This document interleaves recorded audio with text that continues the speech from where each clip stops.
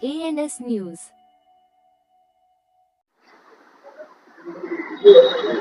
आज आप सभी लोगों को इधर एक साथ बात करने के लिए बुलाने का मकसद ये था कि 172 अनुशक्ति नगर विधानसभा में एक अलग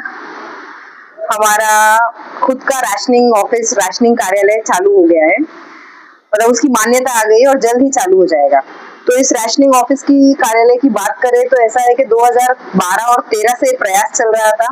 और 12 और 13 में वो प्रयास करने के वक्त ऐसा हुआ कि हमने चिल्ड्रंस एड सोसाइटी की तो जगह है, जो शासकीय जगह है, वो जगह पे हमने कोशिश की, या मतलब मेरे पिताजी ने कोशिश की कि उधर एक राशनिंग ऑफिस अनुशक्ति नगर विधानसभा के लिए खुद का बनाया जाए, लेकिन उस समय वो पॉसिबल नहीं हो पाया। फिर 2014 से 19 में इसके बीच में कोई भी प्रयास नहीं किया गया इसके ऊपर। लेकिन जब 2019 में वापस से आप ही सभी लोगों ने हमें चुन के लाया तो हमने एक काम चालू किया था कि वो अनुशक्ति नगर को खुद का अपना एक राशनिंग ऑफिस मिले। उस समय जब काम चालू किया तो काफी एक लिमिटेशन ऐसी थी कि हमें एक स्ट्रक्चर जो शासकीय जगह पे या शासकीय मालकी का, चाहे वो महाराष्ट्र सरकार का हो या वो बीएमसी का हो, ऐसा कोई स्ट्रक्चर अगर अवेलेबल होगा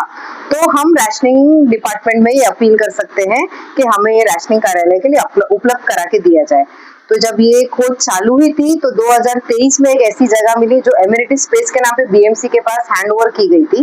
1000 स्क्वायर फुट की जगह थी। तकरीबन यही जगह की अवेलेबिलिटी एक नॉर्मल से राशनिंग कार्यालय को लगती है। तो हमने बीएमसी से अपील की। बीएमसी से रिक्वेस्ट करने के बाद जब ये प्रोसीजर पॉजिटिवली आगे बढ़ा तो तभी के हमारे आमदार नवाब मलिक साहब ने उन्होंने प्रयास किया और भुजबल साहब के साथ एक मीटिंग लगाई। वो लगाने के बाद इसके लिए पॉजिटिवली एक स्टेप आगे बढ़ाया गया और आज हम देखते हैं 2 साल के बाद हमारे पास ये पूरा एक जीआर निकला है जिसको मान्यता मिल गई है। सिर्फ जगह की नहीं, सिर्फ अनुशक्ति नगर राशनिंग कार्यालय की नहीं, बल्कि वहाँ पे जो जितने भी स्टाफ लगेंगे उनके सैलरी के साथ, उनके उधर जो जगह की रेंट के साथ और उसमें आने वाले जितने भी एक्सपेंसेस सभी के साथ मान्यता मिल गई है। ये हमारे पास 3 अक्टूबर का जीआर है जो स्पष्ट बताता है कि कितनी जगह राशनिंग ऑफिस किधर खुलेगा, उसमें कितने लोग रहेंगे और उसमें कौन सा खर्चा आएगा। तो जल्द ही अनुशक्ति नगर विधानसभा के लिए जो हमारे लोगों को दूर दूर जाना पड़ता था और ऐसा होता था कि तो जब वो दूसरे एरिया में जाते थे, जैसे हम बोलेंगे शिवाजी नगर में वो जब जाते थे तो उन्हें बोला जाता था कि हम इधर के लोकल लोगों का पहले राशनिंग का जो भी काम है वो करेंगे, फिर आपके तालुका का बाद में किया जाएगा। जब हमारे लोग चेंबूर में जाते थे तो उनको भी यही जवाब आता था। तो अब हमारे विधानसभा में खुद का एक स्वतंत्र राशनिंग ऑफिस होने के बाद हमें ये फायदा है कि जो लोड में उनको वेटिंग पे आना पड़ता था या उनको ये सुनना पड़ता, तो ये अब सुना नहीं जाएगा। और साथ ही साथ क्योंकि राशनिंग ऑफिस अलग अलग हो गई है, इधर लोड कम रहेगा, पॉपुलेशन वाइज जो लोड आता है वो इधर डिस्ट्रीब्यूट हो जाएगा, तो इधर काम और भी आसान और जल्द होगा। राशन ऑफिस के लिए ये काफी टाइम से कोशिश कर रही थी। कितनी मुश्किल थी, क्या इस तरह की बात होती है, क्या बन पाएगा नहीं बन पाएगा, एक सवाल रहता था लोगों के दिल में। लेकिन आज सरकार की तरफ से और आपकी कोशिशों से आज ऑफिस मिल रहा है राशन का, तो उसका पूरा प्रोसेस बताइए, कितना मेहनत करना। देखिए, मैं आपको बताना चाहूंगी कि लोगों को बोलना आसान होता है कि राशनिंग ऑफिस इधर डाल दिया जाए या ये इधर शुरू कर दिया जाए, कॉलेज शुरू कर दिया जाए, हॉस्पिटल शुरू कर दिया जाए, लेकिन हर चीज का एक प्रोसेस होता है, सिस्टम होता है और एक प्रोटोकॉल के हिसाब से जो हमें चीजें आगे बढ़ानी है वो आगे बढ़ाया जाता है। और जो कि हमने देखा 2023 में जब हमने पॉजिटिवली एक जगह ढूंढ के लाई, बीएमसी पॉजिटिव थी, महाराष्ट्र शासन पॉजिटिव थी, दोनों के बीच में जो भी प्रोसीजर्स होते हैं, जब ये अनुशक्ति नगर की जो स्पेशल और अलग से जो राशनिंग ऑफिस है उसके लिए जब मान्यता दी गई पेपर पे, लेकिन उसका जीआर नोटिफिकेशन नहीं निकला था, तब ऐसा हुआ था कि हमारे पास जगह है, हमारे पास रिसोर्सेज है, हमारे पास सारे सोर्सेज है करने के लिए, लेकिन उसके कुछ नियम होते हैं जो फॉलो करना पड़ता है। वो अलग अलग डिपार्टमेंट में जाती है, वो वृत्त में गई, वो हाई पावर कमेटी के पास गई, वो वापस से राशनिंग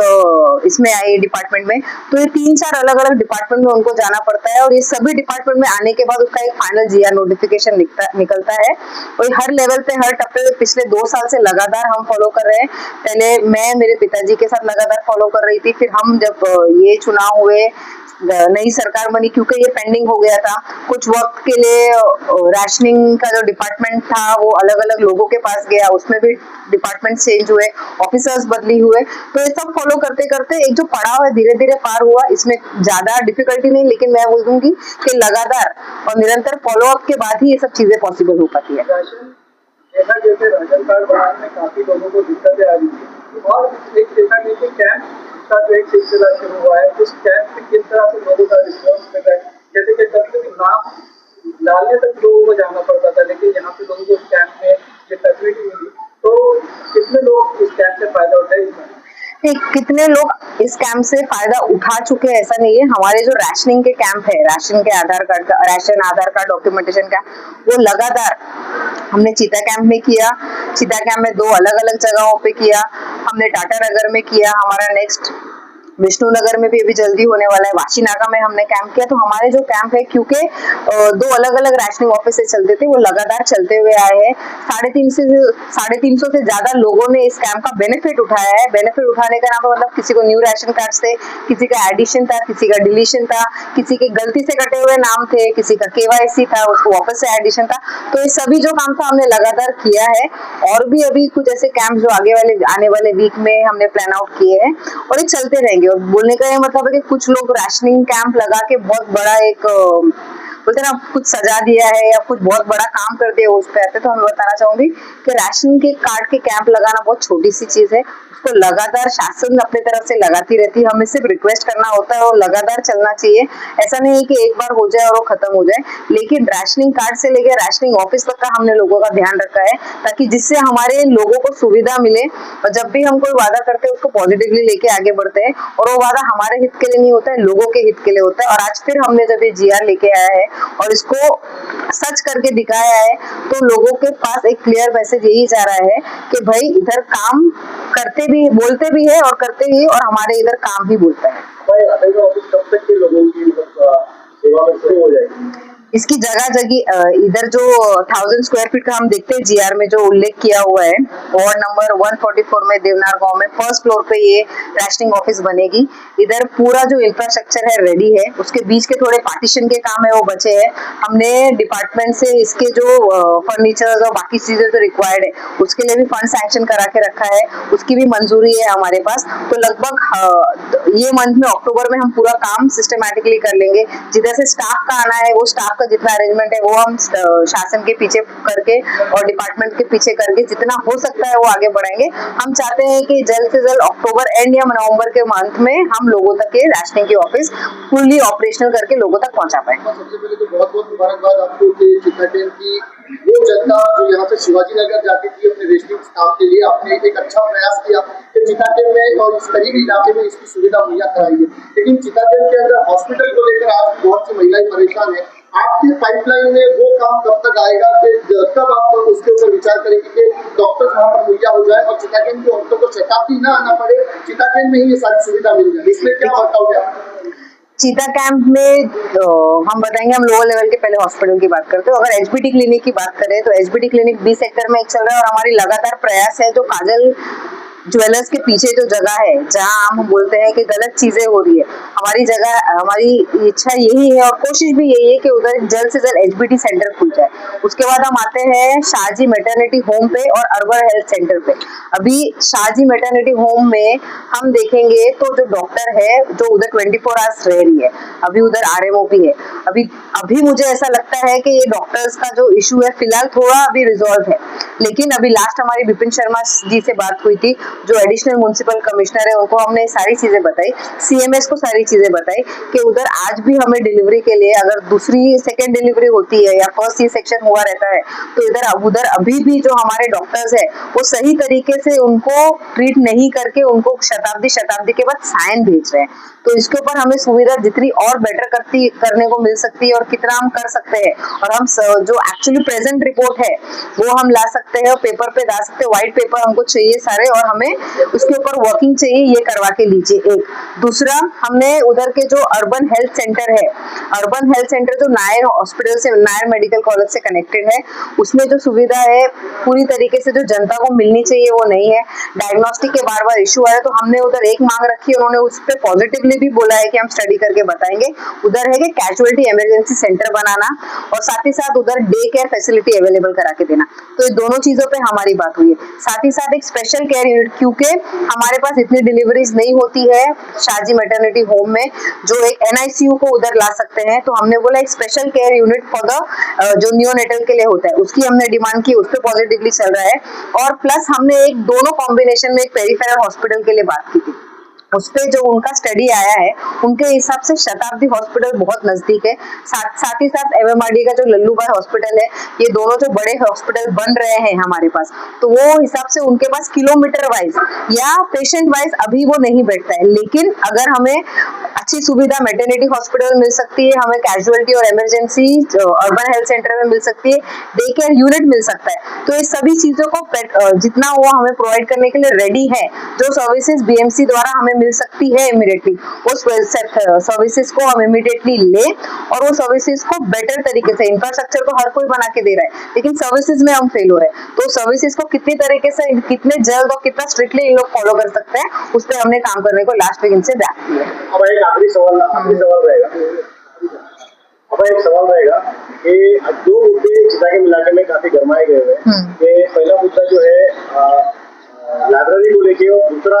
CC रोड कब कंप्लीट होगा, ये लोगों का काफी सवाल जो है देखने में आ रहा है, क्या कहेंगे? CC रोड जो है हम जानते हैं कि लास्ट अभी मेरी अभिजीत बांकर जी जो एडिशनल म्युनिसिपल कमिश्नर है उनसे हमने बात किया था, तो उनके पास पानी और रोड्स प्रोजेक्ट सभी है, तो हमने उनसे ये रिक्वेस्ट की कि भाई क्योंकि पानी की वजह से हमारे रोड्स के काम स्लो हो रहे हैं, और स्पेशली MGR रोड पे बात हुई, गणेश कीर्ति मंडल पे बात हुई और वाशीनागा के संत ककैया और टाटा नगर के रोड पे बात हुई कि ये 3-4 रोड जो है तो सालों साल चल ही रहे, आज 2 बारिश देख लिए,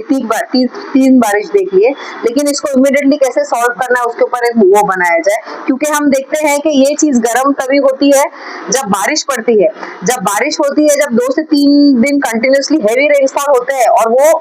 जितना भी डामर किया हुआ है, डामरीकरण किया हुआ एरिया है, उस पर जब डामर वॉश हो जाता है और पॉटहोल्स क्रिएट हो जाते हैं, उसके बाद ये इशू को इन लोग गर्म करके और उसको बार बार पॉटहोल्स के विषय लेके आते हैं। हम ये नहीं कहते हैं कि पॉटहोल्स नहीं बनते, पॉटहोल्स बनते हैं, लेकिन पॉटहोल्स को फिल भी किया जाता है, तो ये फिलिंग वाला प्रोसीजर जब तक मानसून खत्म नहीं होता है तब तक चालू होगा। आज आपने देखा रहेगा उधर गाड़ियां आ गई है, उधर लेबर पहुंच चुके हैं, स्टाफ पहुंच चुका है रोड डिपार्टमेंट का, और जल्द ही काम चालू होगा। और अभी का जो है इन्होंने डेडलाइन दी है कि प्रोबेबली मार्च तक ये हमारा MGR रोड जो है वो कंप्लीट हो जाएगा, गणेश कीर्ति मंडल भी साइमल्टेनियसली कंप्लीट होगा, साथ ही साथ जो करबला मैदान के पास का जो रोड है और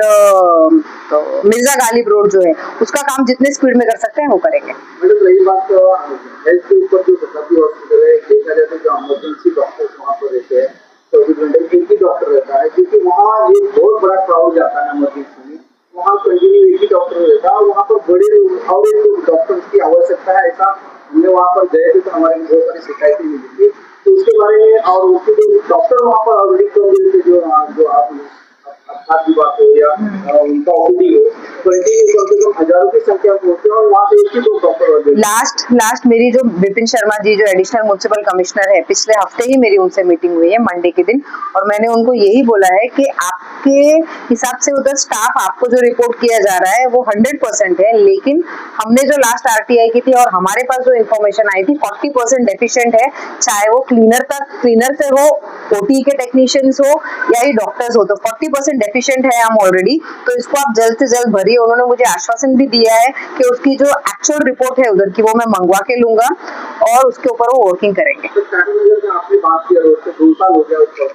लेकिन अभी भी उसकी जो काम की क्वालिटी और अभी तक रोड एकदम खराब है, लोग चलने वाले वहाँ पर रोड पे लल्लूबाई से लेकर स्टेशन पर कंटिन्यू लोग चलते रहते 24 आवर होता है, लेकिन उस रोड की अभी भी दुरुस्त रहता है, तो कॉन्ट्रैक्टर के अभी तक आपकी तरफ से क्या कार्रवाई करने के लिए आपको कुछ पत्र जवाब दिया? मेरे जो पत्र व्यवहार है पिछले 2024 से चल रहे हैं यार भाई, 2023 के मॉनसून में ही हमने 2 एक इशू आ गए थे, एक तो डिसिल्टिंग का एक मेजर इशू था और साथ ही साथ रोड के इशू थे जिसपे काम क्वालिटी नहीं आ रहा था और दोनों का सेम ही कॉन्ट्रैक्टर था, तो वो दोनों के ऊपर हमने कार्रवाई के लिए डाला था, उन्होंने उसको रिवाइज किया था, उसने उसको सही से बनाना चालू किया था। और जहाँ तक टाटा नगर की रोड की बात है, तो टाटा नगर में क्योंकि उधर नीचे पानी का और सीवर का लाइन पूरी तरीके से फंक्शनल नहीं है और कहीं कहीं उनको, तो अभी उन्होंने क्या किया है कि जब तक पानी और सीवर का लाइन नहीं आएगा तो उसको वो डामर करके प्रॉपर डामरी करके छोड़ेंगे, और जैसे ही वाटर और सीवरेज का लाइन का काम चालू हो जाएगा तो उसका काम कॉन्क्रीट के बाद में चालू होगा। कुछ महिलाओं ने अर्जी हम तक पहुंचाई है और वो आपसे निवेदन करती है कि जैसे आप जनता दरबार लगाती हैं उसमें मेल फीमेल सारे लोग आते हैं, कुछ महिलाएं चाहती हैं कि जैसे आपकी सहूलत हो 10 दिन में, 15 दिन में, महीने में एक दिन वो हो जिसमें सिर्फ महिलाओं की ही सुनी जाए। क्या इस पर कुछ काम हो रहा है? हो सकता है भाई, जरूर हो सकता है और हो भी जाएगा, क्योंकि जब भी हमारे इधर लोग आते हैं तो हम क्या करते हैं, सिर्फ महिला, जितने भी बुजुर्ग है, महिला है और या जो फिजिकली चैलेंज लोग होते हैं तो उनको हम प्रायोरिटी देके पहले ले लेते हैं और ताकि उनको हम फ्री करते हैं। लेकिन अगर कोई स्पेशल डे अगर उनको चाहिए तो हम मंथ में एक कोई ऐसा डेट सिलेक्ट कर लेंगे या कोई ऐसा संडे सिलेक्ट कर लेंगे जिसमें महिलाओं को हम स्पेसिफिक टाइम देके, क्योंकि उस ऐसा नहीं है कि हम जनता में डिफरेंशिएट नहीं कर सकते, लेकिन तो वो 2 घंटे सिर्फ औरतों को रखेंगे, हम स्टाफ भी सिर्फ महिलाओं को रखेंगे उस दिन, और उस हिसाब से हम आगे बढ़ सकते हैं। चलो, थैंक यू।